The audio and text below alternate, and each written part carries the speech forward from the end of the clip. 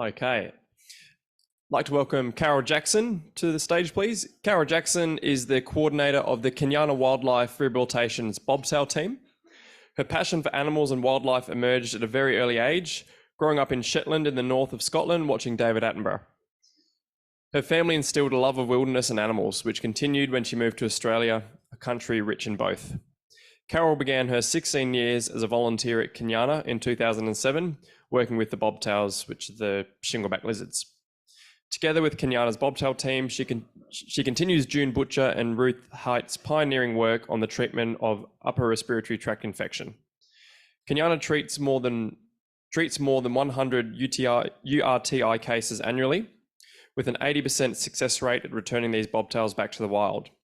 Her AWRC 2018 conference presentation highlighted continuous treatment improvements which contributed to this result.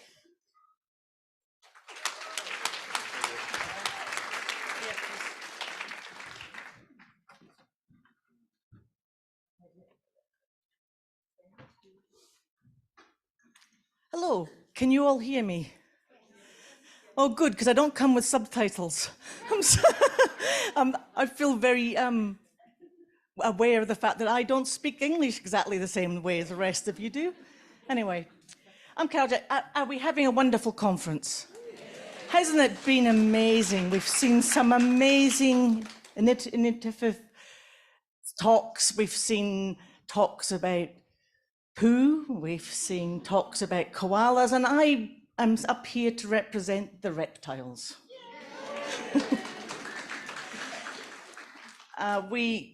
I think the thing about this is that the conference is about rebuilding our communities. Well, when I come and stand here, which I did in 2018 in Sydney, I can see the community.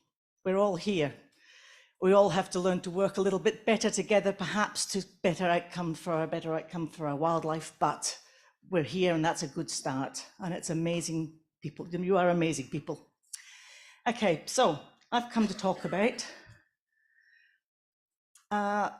finding my way to finding a disease that was emerging here. Now, the people from the East Coast, New Zealand, already knew about this disease. We hadn't seen it here in Western Australia.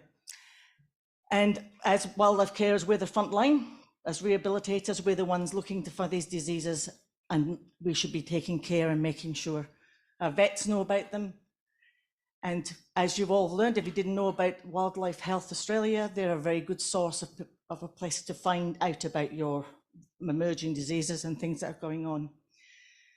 So we expect the government authorities are going to tell us about these things, but we also might come across something that we've never seen before, and we need to inform people. If we don't try and find a cure for these things, euthanasia is our only option, and that's our last option. So the history was, in 2019, we found Nannizziopsis. I do this for Tim Heyman because he doesn't like it called yellow fungal disease because it's not really yellow.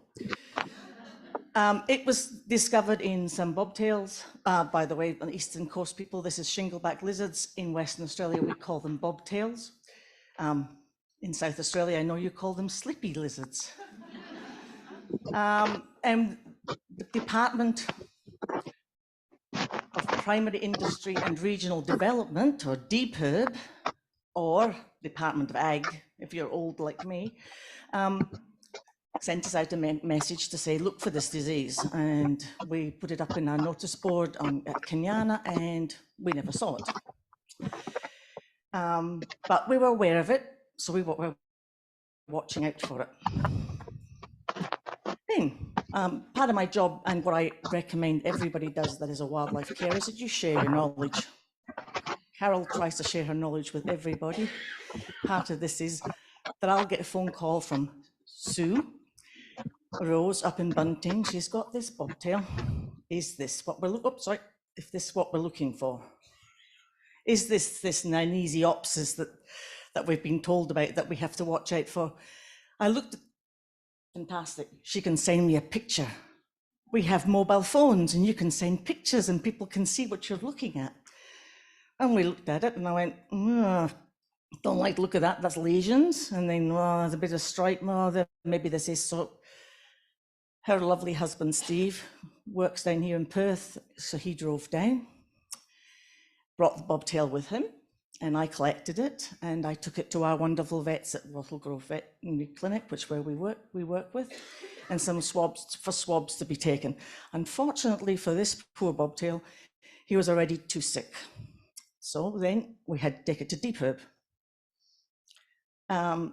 Deep Herb is a great big industrial place, lots of buildings, and I met a gentleman in a car park with my esky with a dead body in it and paperwork, and I handed it to him and he vanished away into the car park. So I have no idea what happened. Remember this story, okay? 4 weeks later, it takes 4 weeks for the Department of the Deep Herb to do the test that needs to be done on this bobtail, and it was negative. Now, they did contact me because, it was really interesting, and I said, well, I'll have to put you on to Sue because I have no idea anything about it. But it wasn't what we were looking for. So in April, we had an amount of bobtails brought into the facility. They came in on a Friday night. Places here will understand that Kenyana doesn't have a vet on site, and our vets work Monday to Friday. So Friday night, there's no way to get anything to the vet, so you have to wait till Monday morning. Kate Hill was our treatment person at the time, and she recognized that this was something strange amongst these bobtails, these strange bands that were on the bobtail. And so we initially put that bobtail by itself in a separate cage to be handled last, until we could send it down to Wattle Grove. So we looked after it over the weekend, and on Monday morning, the vets could only see one animal, and I belligerently told them that they were sending the bobtail, Carol says. So we sent it down to the bobtail, and when Tim Oldfield, the vet, did the procedure, he anesthetized the bobtail to take the swabs and do the scrapings, and the bobtail died under anesthetic, but it was due to the other issues, not necessarily from the Nannizziopsis. So he said, right, take it down to Deep Herb, and I went, okay. So this is the story. This is not so easy to the uninitiated. I went back to Kenyana. This is Monday afternoon, 2 o'clock. I get back to Kenyana. There's no management at Kenyana that day. I was by myself. I went, what do I do? Who do I contact? I don't know anybody in Deep Herb, and I'm not. Okay, this is my naivety, people, and this is why I'm telling you this story. I didn't think just to phone Deep Herb. I went, who do I call? Oh, I knew Juanita at DVCA, which is the Department of Biodiversity and Conservation and Attractions. I'll call her. No, she was on break or at lunch and didn't answer me. Well, what do I do now? Bethany Jackson. Bethany Jackson is Murdoch University vet. Everybody that's been at there, I've worked with her for many years on various research projects regarding bobtails or Shingleback lizards. And I have her phone number in my phone. So I called her and I said, I think I've got this, what do I do? And she said, I'll get back to you. And she got back to me and she said, here's a number, you've got to take it down to Department of Ag's Kensington place, and you've got to find building number 69. Oh, and by the way, they close at 4 o'clock. This is 3 o'clock. So Carol goes, okay, so I drove down and I got down there. Now, I'm sorry if there is anybody from the department from Deep Herb. The place is a rabbit warren. I don't know if any of you've ever been there. It is a complete rabbit warren of buildings of all sizes, shapes. There's even a football oval in the middle of it. It's like a weird place. I went round, I couldn't find it. So I got to a gate, I read the gate number, I phoned the number, and I said to the gentleman I got on the phone, sorry, I can't remember his name. Okay, I'm at gate such and such. How do I get to you? And he went, oh, you just this. And he went, 3:59, I got to the door. I gave them the dead body. I took a picture of it, gave them the dead body, and gave them all the information I had. But of course, this is Carol. And she didn't, this isn't exactly how you're supposed to do things. You're actually supposed to have a forum that comes from the department that tells all the numbers and stuff. This is what we have management for. Carol's not good at governance. But we got there. I got there. Anyway. So the action plan was that we'd wait to see. Now we know it's going to take 4 weeks. In the meantime, I sent one of my little helpers, Tara, off to do a big research on this thing because I'd never heard of it. It's very prevalent in all sorts of reptiles in the East Coast, and Bethany Jackson knew about it because it's in the Tuataras in New Zealand. So obviously I'm living under a rock here in Western Australia where we don't have to worry about such things. We have a sheet that we do initial assessments when we put bobtails and stuff in. And that also tells you, the weight, size. This is what my last talk was about, using weight and size to tell us whether the animal was sick or not. And we said, make sure you look at the abdomen every time they come in, we check them out. If there's anything that you think is strange, we just still treat them for their injury. If they've got the flu, we treat them for that. But we wait to see what the outcome of this 4-week wait for the test results. Infection control, the only thing we have, we're a big organisation amongst many of the smaller rehabilitation centres, but we still have limited resources. So the way I thought to do this was to do them last. If you did them last, they're up in isolation, which is you do the hospital bobtails, then you do the isolation bobtails, and you do those ones last. There were 6 of them still left from that had come in with the other one that had been euthanized and then gone.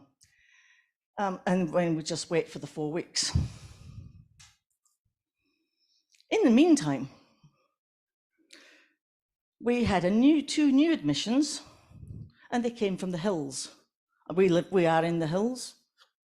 These bobtails came in from the hills, and they had this strange marking on it. It doesn't look quite like it, but maybe it is. Let's send it to Wattle Grove, get the scrapings done. This time they came back and we sent somebody else to DPERBs because you don't send Carol. She obviously doesn't know where she's going. And we still hadn't got the results back from the other one. So these ones go into the bottom case again, so that we're trying to limit what we're doing, trying to do least handle with them. So we have put a big sign that says, stop. Don't do this one, do this one last. Wear your PPE if you have it. This is 2021. We're in the middle, well, we've just had COVID, so we've got plenty of aprons and gloves, and we've got masks and everything, and the hero of the hour, F10, the hero of the hour. This is everything's better if you've got F10 now. If you come to Kenyana or you work at Kenyana, you know that if you are in the isolation building, when you leave, you will be dripping with F10 because you spray yourself as you go in, out, everything. So we decided we had these 6 potential cases. The 2 that one could have been also a potential case. The other one had no signs. That doesn't matter. So we do best practices. Apply them as best you can. So we were treat them last, you wear your PPE, you maintain isolation, and you F10 everything.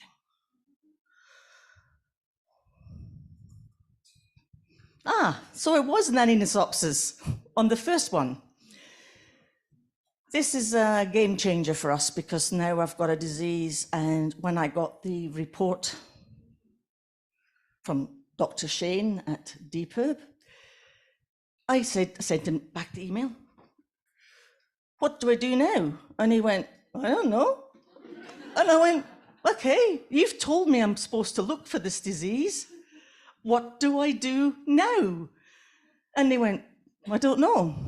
So I went, okay. Now, this is before I knew about WHA. So if I would known about WHA, I would have probably contacted them. But no, what did I do? I went back to my go-to, Bethany Jackson. And I sent her the note and I said, look, it's positive. What do we do now? And she said, oh, leave it with me. And she said, I will get in contact with the appropriate authorities, DBCA and DPIRB and WHA, and herself, the university. And she put the phone down. So then I phoned an ex-colleague at Kenyana, Lindy Bryce, who was a microbiologist, and said, okay, it's positive. What do I do now? She went, F-time baths might work. And I went, okay, all right. When Bethany Jackson came back, she went, yeah, F-time baths might work, but we'll have to have a protocol, and then you're going to have testing done. So these people became my little collective that helped me.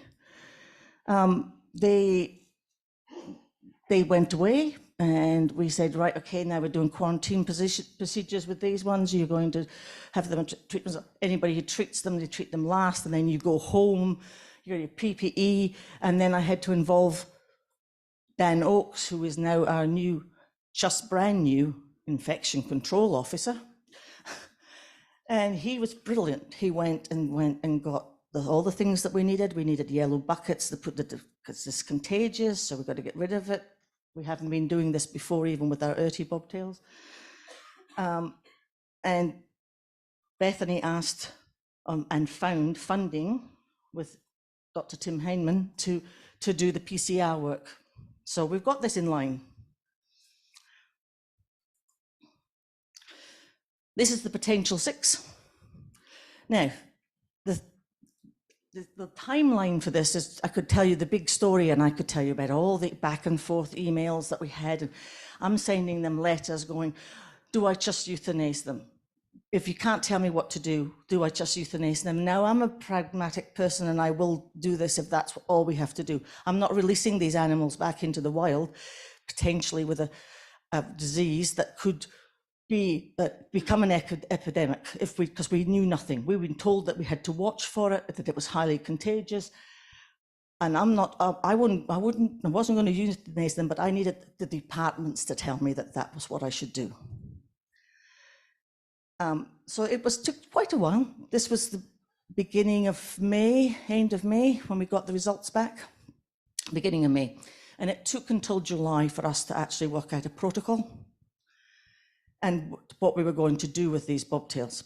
So these are the 6 that came in with the one that was definitely positive, and these had no clinical signs of this disease. And they're very cute. These are the 2 that came from the hills, and this one was positive, and this one wasn't. But they came in together because they came from the same property.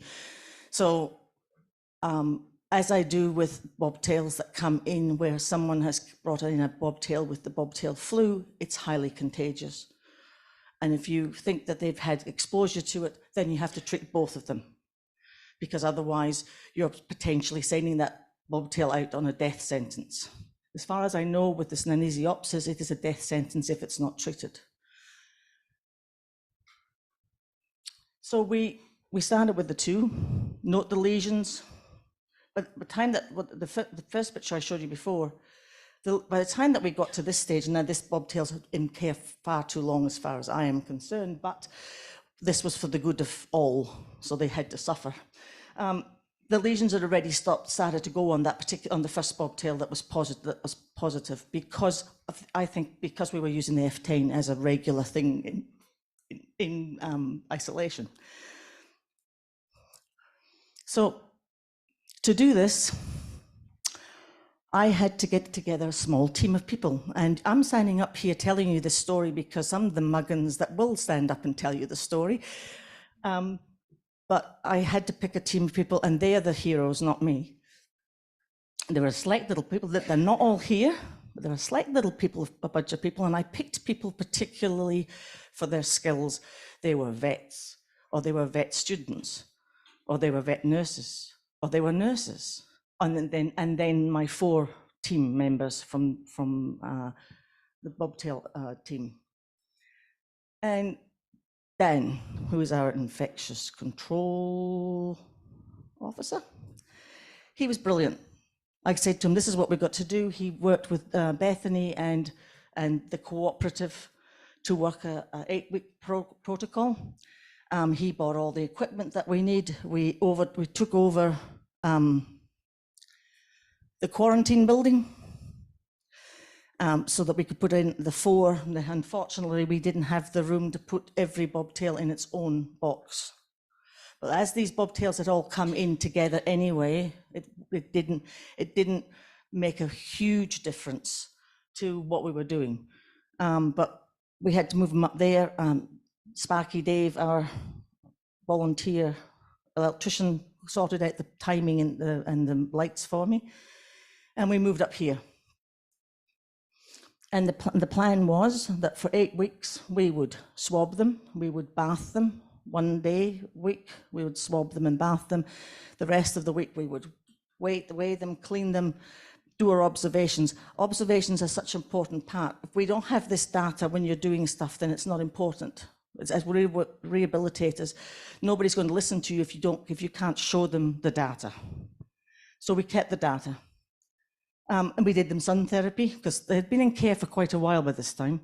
And we did full quarantine and barrier nursing. And we had a washing machine to do all the things. And yeah, and I say more F10.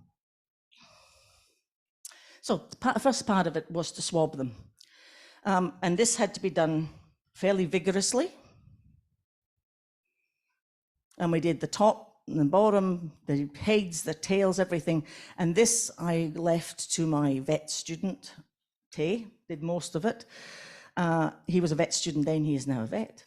And because I wanted it to be done by somebody that understood what was needed, that there wasn't going to be a mess up with how the samples were taken and how they were handled and how they were done, because you need to know that that's all done correctly. And then let's take them up 4 hours. They had to do the bobtail first. They dress themselves, one lot of PE. They take the bobtail out. They would wash the bobtail. They would scrub the bobtail. Then they would wash the bobtail. Then they would put it in a box, and then they get changed to all the PE again and do the next one. So it took them up to 4 hours. I think the first time it took them a lot longer, but they got it down to 4 hours, which was pretty amazing. And I can take the credit for it, but they were good as good. And then the beauty of Tay was that he went to university, so he could take the samples down to Dr. Bethany on a Monday morning, which was done on Sunday, and then Dr. Tim Hyman did the PCR work, which was a lot faster results than what we were doing with DB, the Department Ag. The bathing done. We did them baths, so they got bathed in F10 and warm water, and then we documented them and did everything. So it was a lot of work. Then at week 6, the other Hills bobtail became positive, so then they said we have to extend it further. So we went to 10 weeks. So it was starting to get a bit thin then. Plus we were going to get bilbies in, so we had to get out of quarantine. So it was everything started crowding in each other. Then the outcome. So in all those 10 weeks of swabbing, the 6 potential ones never ever showed any sign, no clinical signs, and there was no positives on the PCR. Decision made by the cooperative was that we should keep them for a further 3 weeks at Kenyana, and then when they still no more clinical signs, we would then put them into off-site care with Lee. Lee took them there. Where would you be without off-site care? It's just a phenomenal job that they do. Then they came back, as they can see, they came back from Lee's. They were a bit more messy than they were when they left. And there was still no clemicine, so they were released. Soft released. The other two, they were both positive during the testing, but at the last test, they were negative because they'd both sloughed. And then we kept them for a further 6 weeks, and then we had another PCR done, and it was still negative, so then they were also prepared for release. Now, in the middle of this, we had a meeting at the Harry Butler. It was fantastic. We got all the health centres got together, and we all had talk about the Nannizziopsis. We talked about mange. We talked about beak and feather, and I hope we'll have more of these because it's fantastic for us to be able to network all together and talk about what we're doing. So the conclusion is, it was effective. We managed to save this bobtail. It had no signs at the end of the time. The weekly baths worked. So, hands up to us. We did have subsequent ones that came in after that didn't make it. We've had 2 other cases that didn't make it. But I still think it was worth the trial and worth the effort of trying it. Now, it's at significant cost, and for smaller places, it's probably not practical. So the answer to that is probably that it is a euthanasia. But if you're prepared to do this, it could possibly work, but it is at a cost. So your takeaways is we've got to remain vigilant for all these diseases. It's our job as wildlife rehabilitators to be watching out for all these diseases. It is still, Nannizziopsis is still highly contagious. It is still out there, but we have not seen a huge thing. And now the Department of Ag have decided it's no longer a notifiable disease, so we can't get tested for it. We just have to work on the fact that if you give them bath and at F10, it'll work. And that it's maybe not just the green dream. So the outcome for that is pretty good. If you need to, any advice, if you find something and you're not sure about it, you can contact the Wildlife Health Line and Wild Care, if you can find somebody on there. But the main thing, and it's volunteers, so I shouldn't be bad. Husband's an ACA, so I know that it's very difficult to get hold of things. Networking, this is what we're doing here. We're all talking, even though we come from different parts of the States and stuff, we can all work together, we can all make a difference. And cooperation. I might not like how somebody does one thing or somebody treats a bobtail. I have to learn to be big and not worry and try to advise people if I think they're doing something wrong. But we all have to work together, and we have to not be precious about the fact that we have something that's more valuable. If you want to ask me a question about a bobtail, I'll answer it. Okay, I'd like to acknowledge quite a few people. Am I still got a right to time? Have I still got time? Okay, I'd like to thank all the volunteers at Kenyana, not just these special few people, because that's it. And our veterinarians, we can't do our job without it, and we need to help the vets. That's a really important part. As wildlife carers, we know more about our species that we work with than they perhaps do if they're not. Like our wonderful wildlife vets that we have the privilege of seeing here, not all vets have that knowledge. And the more knowledge we can give them and the information we can give them, it's so important. And yes, government departments, they can work for you if you really want them to. You can work with them, and we have to work with them. We can't do what we're doing. We have to be regulated. It's needed to make sure that we're all doing the same thing in the same way. And the very bottom one, I can't do this with my husband. We all need someone to care for us, and that's it. Can't say anymore.